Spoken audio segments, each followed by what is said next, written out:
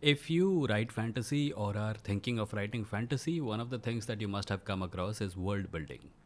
You have probably read Lord of the Rings or Game of Thrones or any number of fantasy stories, and you are blown away by how much detail there is in these worlds.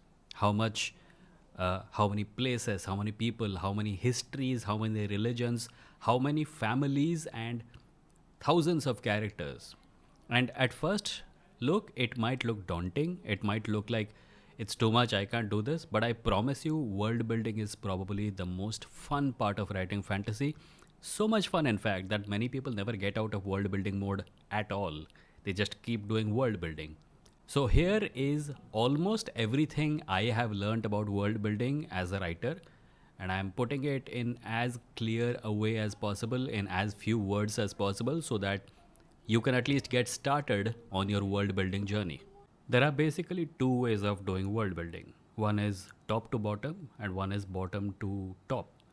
But before I get into those methods, I would like to draw your attention to the real world, about how you know the real world exists. You know that the real world exists through your senses. You know that the real world exists because you have seen parts of it.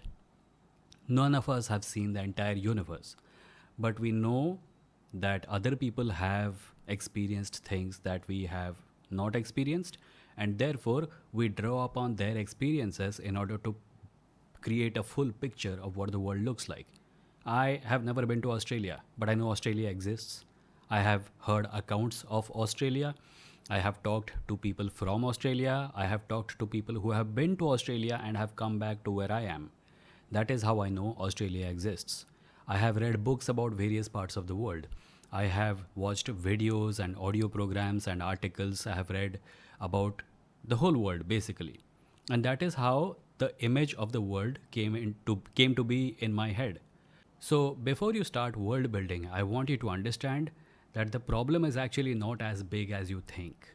You can build an entire world through small accounts, through little bits and pieces. The first method of world building that I'm going to talk about is top to bottom. This is the method where you create the world first and then the story. You basically start with a blank canvas and you create a map where you place various locations, various rivers, mountains, etc. And then, after you are done with the whole world, you start writing stories that are set inside that world. This is top to bottom because you are essentially playing God. You are creating the entire world and then you are placing people and characters in the story who go around and do things.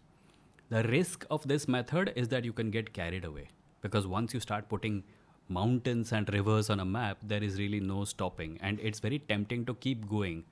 I created one continent, then another continent, and then two oceans, and then maybe a third continent with a volcano on it, which is looking very mysterious. And now I have to create several islands around the volcano because volcanic uh, eruptions may have created them, and maybe there are people living on it. Wait, what do those people believe? Do they believe in gods? Maybe their beliefs come from the sea. Maybe because they're surrounded by the sea, the gods they worship are sea creatures or sea beasts. Oh, there are sea beasts in this world. Where did the sea beasts come from? Were they created, or did they evolve into existence? And if they evolved into existence, how old is this planet really? How did they come to be so big? Are there two suns in the sky? You see how this goes. You see where I'm coming from. You see where I'm going, in fact. World building from top to bottom can be a risky business if you allow your mind to run away with it. But if you want to create a world inside which you want to write stories, then world building from top to bottom may be your cup of tea. The top to bottom method can actually be useful if your story is not very clear in your head. Maybe you just have a couple of characters and their dialogues in your head and you don't know where they live, what they want, and where they are going. And if you put them in places that you have created, you might get motivations because a lot of context for characters comes from their social surroundings. So if you have a character who's a hunter and that's all you know about the character, maybe there is a forest in your world, and maybe the character is someone who either travels to that forest regularly or lives in that forest. If they live in that forest, your world can provide them with a surrounding. Maybe they live near a river. Imagine what that does to their life. Maybe they live in a tribe that has always lived next to the river between two mountains or something, right? So, world building from top to bottom, if your story is not clear in your head, can be very useful. Another advantage of building worlds from top to bottom is that you always have a place to go back to. Even if one story does not work out inside it, the world does not go away. The world is there, and you can probably move your setting from the forest area to the other continent that we spoke about some time ago. Maybe you can write multiple stories set in a world, and maybe those stories never interact with each other. Maybe those stories do interact with each other, in which case you are creating a larger universe. Before I talk about the next method of world building, I would like to show you the map I have made for the world that I have created for my stories to be set in. My story is called Yugantar, and this world actually does not have a clear name, so I just call it the world of Yugantar. But my general idea is that I want to call this landmass Bhumi. It is divided into three parts: the forest part, which is called Van, the kingdom part, which is called the Rakshas Dominion, and then there is the city of the gods at the bottom called Dev Bhumi. Characters and events are set in this world all over the place, and there are extensive histories of this world. Like, people who live in every single part of this world have their own histories and their own mythologies and their own political relationships with each other, which define how they interact with each other.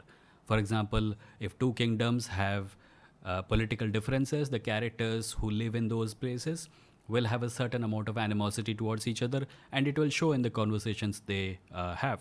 But I'm getting ahead of myself. That actually takes me to the second method of world building, which is bottom up. The bottom up method of world building is actually when your story is primary and your world is secondary, by which I don't mean that the world is unimportant. I'm just saying that the way people get introduced to your world is through your story. As in, you don't start with the world, you don't tell people, this is the world, this is where everything is, and here in this corner is where our story is happening. You start with your story, and when your characters interact with each other, when your characters look around, they see the world, and that is how someone gets the first fragment of your world. And later on, when they're talking, a little more light is thrown on some other aspect of the world, and that is where they get the second fragment. And all these fragments, in due course of time, come together inside their head and create your world.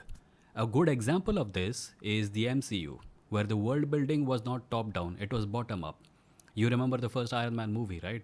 Where in the after credit scene, Nick Fury comes and talks about a certain few other places and characters and the Avengers initiative, and you are made aware of the fact that this world is bigger and that it contains more people. And in each MCU movie, you get a little bit of a fragment of some other movie or some other story. Two characters are talking and they casually reference a character from another film, and you get the idea that these two stories are actually connected and they are both happening in a much larger world. So, the world building in the MCU and what I call the bottom up method is dependent on character interactions and details being given through character interactions. So, to give you a small example from Yugantar itself, I have a scene where two characters are coming across a city and there is a wall surrounding the city. And one character remarks something about the wall. And the other one says that the wall is actually more trouble than it is worth. It was built 300 years ago during the war between two different kingdoms in the world. And now it does not really serve any purpose. Instead, it only serves to alienate people who live outside the wall from the main part of the city. So through this minor exchange of the between two characters, we have established two things. One, there was a war, and two, there was a war between these two kingdoms, and three, now there is political peace between those two kingdoms, but the wall is creating other problems between the people who live in the city itself. So the characters don't return to that conversation. It's just random stuff. It's the kind of stuff you might talk about with your friend when you're taking an auto ride across the city. But it throws important light on the world itself. The bottom up method essentially is a combination of many such small interactions. You point at the world a little bit here, a little bit there, and you do it consciously so that the aspects of your world that you want to be clear to your reader become clear. Those were my two methods of creating worlds in fantasy writing. But before I end this video, I wanted to give you a bit of an afterthought. And that is that these are not recipes for you to create your world. These are starting points. These are ways of thinking about how to create your world. I myself, in the process of writing Yogantar, I'm using a mix of both methods. I did create the map first, and now, in order to fill in a lot of gaps in the map, I am using the story. So you don't have to be either a top down method person or a bottom up method person. You can be both. It just depends on the contexts in your story, what works where. So don't feel constrained by a video on the internet which tells you how something is done. The video is my way of doing things. The video is what I have learned from the process after practicing it for some years. Your methods may be different. Maybe you can come up with some new method entirely that I have never thought of. So don't worry about all that. World building is a lot of fun, and I hope you have a lot of fun while creating the world inside which your fantasy story is set. That was it for this video. If you liked this video, please subscribe to the channel. I am going to talk about writing fantasy, writing Yugantar, fantasy related things, maybe fantasy shows even, as I did in the first video, and themes and methods and all the kinds of things that happen in a writer's life in the process of writing. If that is something you think you might be interested in, please subscribe to the channel, like this video, and share it with other friends of yours who you think might also like it. Someone is at the door. I have to go. Please subscribe. I'll see you in the next video. Bye bye.